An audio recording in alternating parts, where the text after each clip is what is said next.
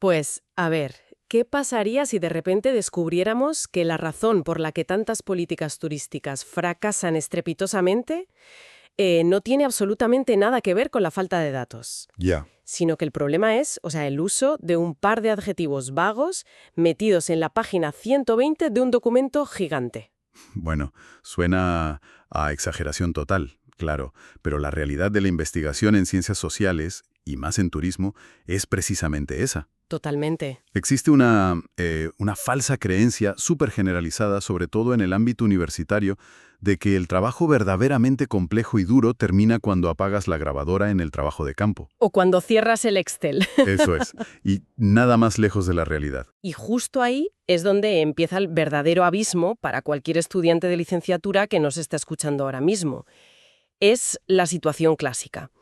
Te pasas meses bajo el sol haciendo entrevistas, repartiendo encuestas en un destino saturado, tabulando cifras hasta que no ves nada. Menudo cacao mental. Exacto. Y al final te enfrentas a la página en blanco con un vértigo tremendo.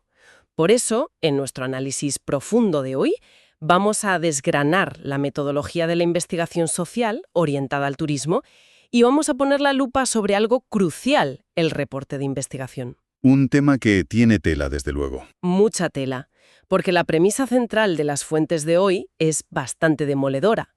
Nos dicen que una investigación brillante, que no se sabe comunicar, a efectos prácticos, es como si no existiera. Claro, es que es un concepto que te cambia el chip por completo, porque el formato en el que presentas esos hallazgos no es un simple envoltorio estético o un trámite para aprobar una asignatura. Ya. Elegir el tipo de reporte es, digamos, la primera gran decisión estratégica que tomas. Es el puente que decide si todo ese esfuerzo metodológico va a servir para cambiar una política pública o si va a terminar acumulando polvo en una carpeta olvidada del ordenador. Triste pero cierto. De hecho, las fuentes introducen un término muy interesante, el criterio rector, que básicamente dicta que la arquitectura de tu texto la tienes que decidir antes siquiera de teclear la primera letra. Exacto. Ese criterio rector se sustenta en 3 pilares que son innegociables: los usuarios, los motivos y el contexto. A ver, para ir al grano, sería quién es el destinatario, para qué narices necesita esa información y en qué entorno se va a debatir todo esto. Eso es. Y ahí se marca una frontera gigantesca, pero de verdad, enorme, entre el ecosistema puramente académico y el mundo no académico o profesional. Claro. En el mundo académico, el usuario principal es la propia comunidad universitaria. Hablamos de tribunales de tesis, revisores de revistas científicas, ¿Profesores? sí, colegas investigadores, y su motivo principal es validar nuevo conocimiento, pero con un rigor metodológico absoluto. Entonces el contexto te exige un formato extenso. O sea, un documento donde el marco teórico y la justificación epistemológica, que suena súper denso, son vitales. Básicamente explicar cómo y por qué sabemos lo que sabemos. Justo. Ahí no puedes escatimar. Pero claro, si te vas al mundo no académico, las reglas del juego cambian por completo. A mí aquí me surge una analogía culinaria, para visualizar esta diferencia, que me parece genial. Pensemos en la investigación como si fueran los ingredientes de, no sé, una cocina de alta gastronomía. Ajá, me gusta por dónde vas. Los datos que tú recolectas son la materia prima. El pescado, las especias, las verduras. Son exactamente los mismos ingredientes empíricos, pero el emplatado final cambia de forma radical, dependiendo de quién se va a sentar a comer a tu mesa. Qué buena comparación, la verdad. O sea, un investigador defendiendo su tesis ante un tribunal universitario es como un chef cocinando para un inspector de la guía Michelin. Tal cual. Porque a ese inspector no le vale solo con probar el plato y decir que está rico. Claro que no. Quiere evaluar la temperatura exacta de cocción, quiere ver el origen certificado de cada hoja de perejil y comprobar que tus técnicas son perfectas. Si en esa cocina el chef mezcla datos cualitativos y cuantitativos sin justificar la técnica, El inspector le tira el plato a la cara. bueno, le quita la estrella Michelin directamente. Lo suspende. Efectivamente. Pero, ¿qué pasa si ese mismo chef tiene que alimentar a un directivo de una cadena hotelera que, no sé, ha pedido comida para llevar porque tiene una crisis brutal y solo tiene 10 minutos? Pues que no le sirve un plato adornado con pinzas. Ni le puedes dar una chapa de 20 minutos sobre el origen de la sal del Himalaya. Exacto. Le das un envase pragmático, nutritivo y al grano. Y los datos base, o sea, los ingredientes, son idénticos, pero el formato se adapta a la urgencia de quien lo consume. Y los documentos que estamos analizando hoy aportan un caso de estudio real sobre esto que es fascinante. El caso del Centro Histórico de Coatepec, en Veracruz. Así, el caso de Coatepec es, vamos, el paradigma de la eficiencia comunicativa. Para poner en contexto a quien nos escuche, es un destino con un turismo de fin de semana muy potente por su ruta del café, y el ayuntamiento detectó un repunte de quejas bastante preocupante, Sí, problemas muy específicos, ¿verdad? muy concretos. Una saturación tremenda de los aparcamientos, problemas graves de limpieza los domingos por la mañana y una percepción de inseguridad por la noche. Vale. Entonces, para atajar esto, los investigadores diseñaron un estudio mixto. Mezclaron encuestas a lo bestia a los visitantes para tener volumen estadístico y luego entrevistas en profundidad a residentes y dueños de locales. Eso es. Pero lo fascinante aquí no es cómo sacaron los datos, sino lo que hicieron después de apagar la grabadora. Que es lo que decíamos al principio. Exacto. De ese único gran estudio, no sacaron un tocho enciclopédico incomprensible. Fabricaron una cascada de formatos híbridos. O sea, varios documentos diferentes a partir de la misma base de datos. Sí. Primero hicieron el informe académico extenso para la universidad, cumpliendo todos los requisitos. Luego de ahí extrajeron un informe técnico, muy pragmático para el ayuntamiento. Y no se quedaron ahí, creo. No, luego destilaron un resumen ejecutivo súper cortito, de un par de páginas, para el comité de actores locales, hoteles, restaurantes. Y por último, montaron una presentación súper visual para un congreso de turismo. Vale, a ver, yo como investigadora te digo una cosa. Si las entrevistas son las mismas y las encuestas son las mismas, tener que redactar 4 documentos distintos me parece un castigo medieval. Ya suena mucho trabajo extra. O sea, ¿por qué no redactas un único documento maestro, súper bien estructurado, con un índice hiper detallado? Y ya está. Le dices al alcalde, oye, mírate el capítulo 4, y al tribunal universitario le dices que se lea el capítulo 1, y te ahorras el drama. Pues porque la carga cognitiva de quien te lee es distinta. Un político municipal, o sea, operando en el caos del día a día, no tiene tiempo físico para saltarse 80 páginas sobre la evolución del concepto de capacidad de carga turística. Ya, claro, el alcalde no va a leerse a los teóricos franceses de los años 70. Exactamente. El gestor necesita ese informe técnico. Un diagnóstico claro que le diga, mira, la falta de aparcamiento reduce el gasto por turista en un 20%. Y aquí tienes 3 acciones prioritarias. Punto. Vale, lo entiendo. Y supongo que, a la inversa, un tribunal universitario te suspendería en el acto si le presentas un informe que solo tenga 4 viñetas de acciones prioritarias. Te lo tiran a la basura. Un documento enfocado solo a la acción, sin un marco teórico que lo respalde, a ojos de la academia no tiene validez científica. Es así de duro. Claro, creando estos formatos híbridos logras que el conocimiento, no sé cómo decirlo, fluya, ¿no? O sea, penetran las políticas públicas, genera acuerdos rápidos entre hoteleros con el resumen ejecutivo y a la vez aporta la ciencia. Si no adaptas el envase, por muy bueno que sea el contenido, se queda en nada. Bueno, pues si la audiencia dicta el formato, creo que es el momento perfecto de poner bajo el microscopio al rey de la academia. El formato más riguroso, inflexible y el que más pesadillas genera en las licenciaturas. El artículo científico. Ay, el famoso artículo. Según las fuentes, un artículo académico no es un diario personal donde cuentas cronológicamente las penurias que pasaste repartiendo encuestas bajo la lluvia. No, desde luego que no. El material lo define como una construcción comunicativa. Es casi como arquitectura, donde cada muro sostiene al siguiente. Y todo empieza, lógicamente, por la fachada. Lo que llaman la primera promesa intelectual. Eso es.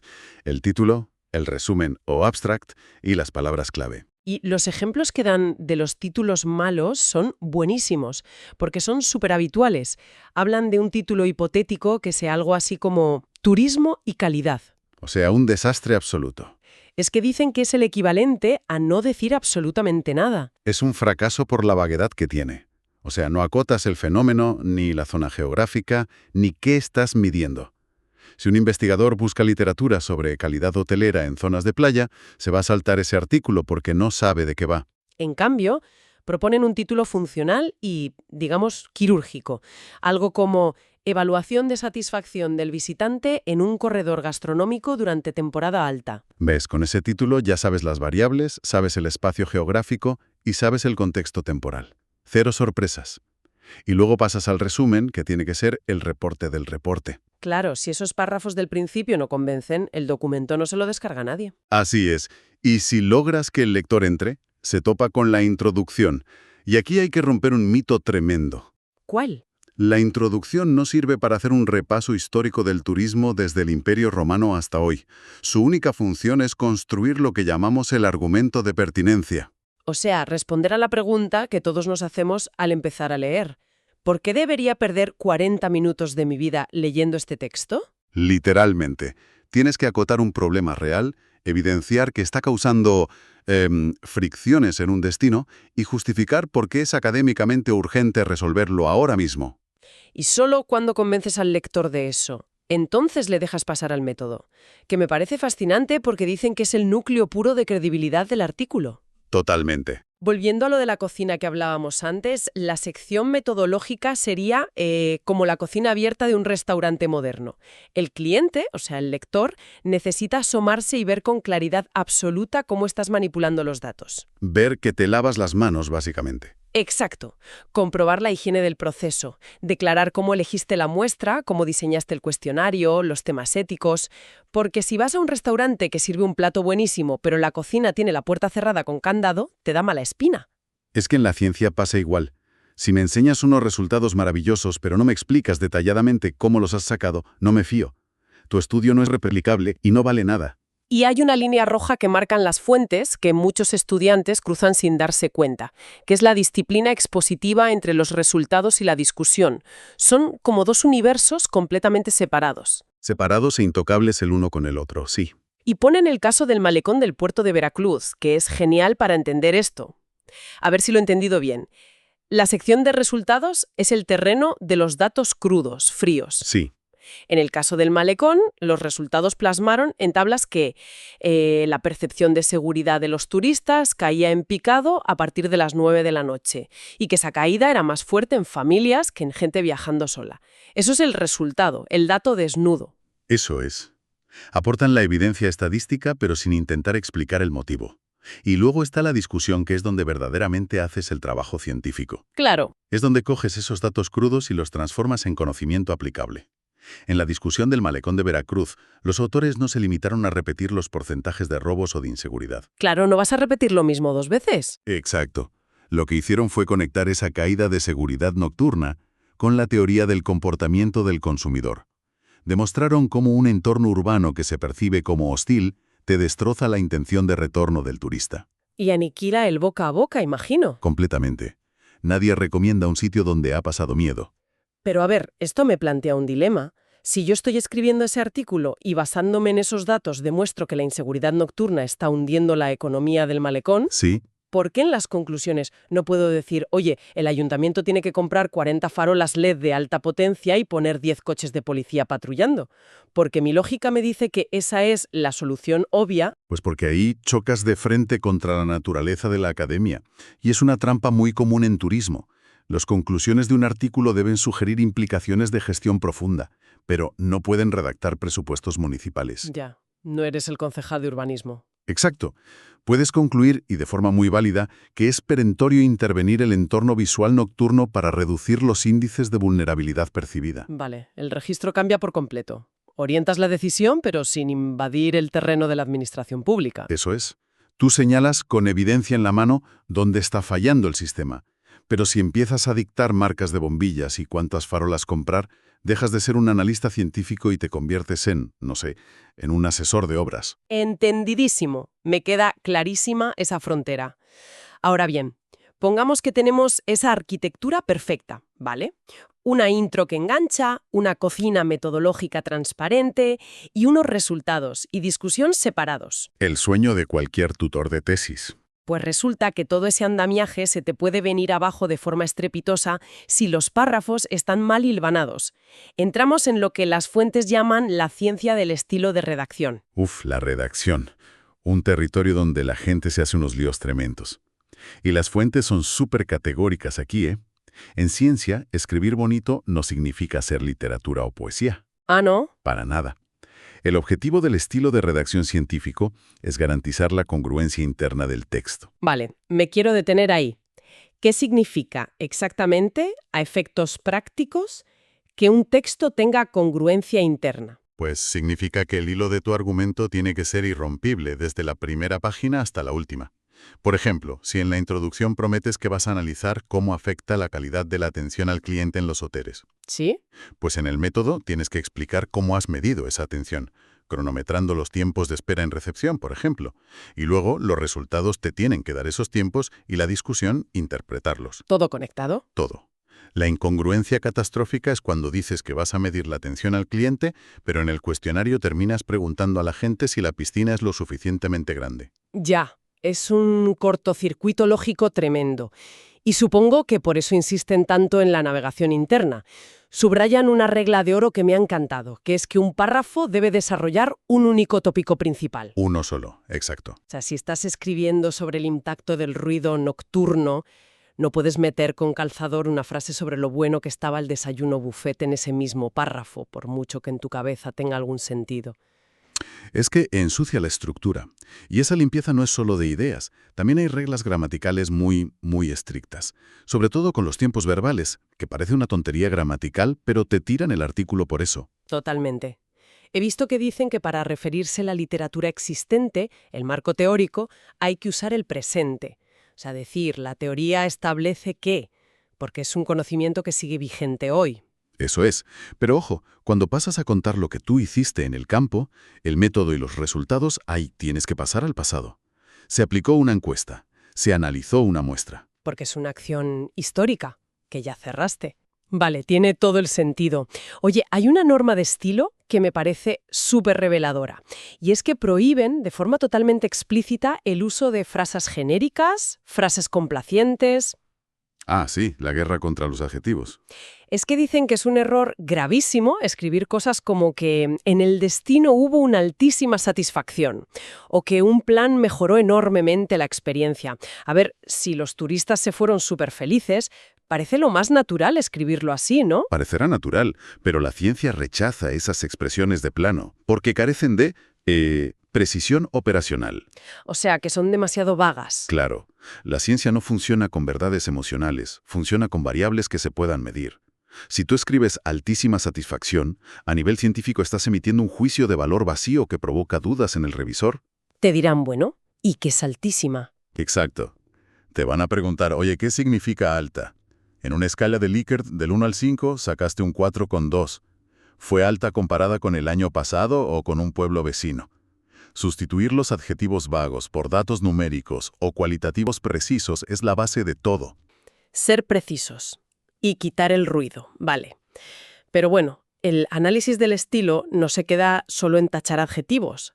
Se mete en un terreno que me parece vital y muy delicado cuando investigas en turismo: la ética y la sensibilidad en la redacción. Ese punto es crítico. Es un punto de inflexión, porque la investigación turística rara vez se hace en un laboratorio blanco y aséptico. No, ocurre en la calle. Ocurre en la calle. Pasa en comunidades que a lo mejor están sufriendo una presión inmobiliaria brutal por los apartamentos turísticos, o frente a trabajadores que viven al día en la economía informal. Y sacar datos en un barrio tradicional que está siendo fagocitado por los turistas o hacer entrevistas a vendedores ambulantes implica meterse en realidades sociales muy complejas. Muy vulnerables. Por eso, la forma en que tú como investigador nombras y describes a esas personas en tu reporte no es solo una cuestión de si escribes bonito, es un reflejo de tu ética profesional. Claro. En enfoques cualitativos, por ejemplo, donde la narrativa es más descriptiva, hay un riesgo altísimo de caer en lo que llaman exotizar a las comunidades. Tratarlos como si fueran decorado. Exactamente, describirlos como un atrezo pintoresco para que tu artículo quede más llamativo, y eso es una negligencia académica. Tienes que resguardar sus identidades si hace falta y narrar sus contextos sin caer en clasismos ni estereotipos culturales. Al final, la forma en la que eliges cada palabra demuestra tu postura ética ante el mundo que estás analizando. Totalmente.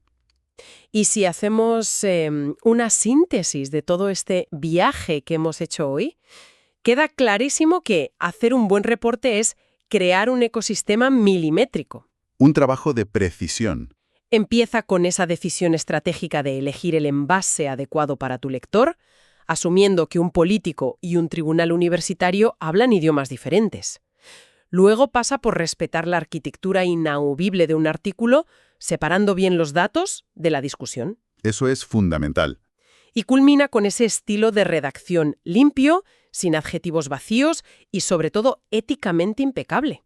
Es un proceso superintegral. Básicamente demuestra que escribir ciencia es organizar tu propio pensamiento lógico. Claro. Y fíjate, esto me lleva a un escenario futuro que no podemos ignorar, y más hoy en día. A ver, cuéntame. La inteligencia artificial. Hoy por hoy tú le metes unos datos a una IA y te escupe un resumen ejecutivo perfecto o un artículo con la estructura clavada en 5 segundos. Te clava los tiempos verbales, el estilo y la precisión. Ya, es un desafío monumental para las facultades. Si la máquina te redacta la estructura perfecta, o sea, ¿dónde queda el valor humano del estudiante o del investigador? Pues esa es la gran reflexión que queríamos dejar votando para quienes nos sintonizan hoy. Un algoritmo te puede cruzar los porcentajes de inseguridad de un malecón y aplicar las normas APA sin un solo fallo. Sí. Pero la IA no caminó por esas calles a medianoche. No, desde luego. No notó la tensión en la voz de un vecino al hablar de cómo han subido los alquileres, ni sintió la fricción real de ese destino turístico. Quizás la llegada de toda esta tecnología no signifique el fin de la redacción científica humana. Sino el filtro definitivo, no. Exacto. Nos va a obligar a dejar de ver el reporte universitario como un trámite mecánico de pasar datos a un Word. Tenemos que elevarlo a lo que siempre debió ser: un ejercicio de empatía profunda, de intuición y de análisis crítico que ningún procesador va a poder imitar. ¡Qué gran verdad! La máquina te podrá levantar las paredes de la casa, pero solo la experiencia humana puede darle significado a los que viven dentro. Me quedo con esa frase. Una prueba clara de que la verdadera investigación social se escribe con el cerebro, sí, pero nace manchándose los zapatos en la calle. Muchas gracias por acompañarnos en este análisis profundo. Nos vemos en la próxima sesión.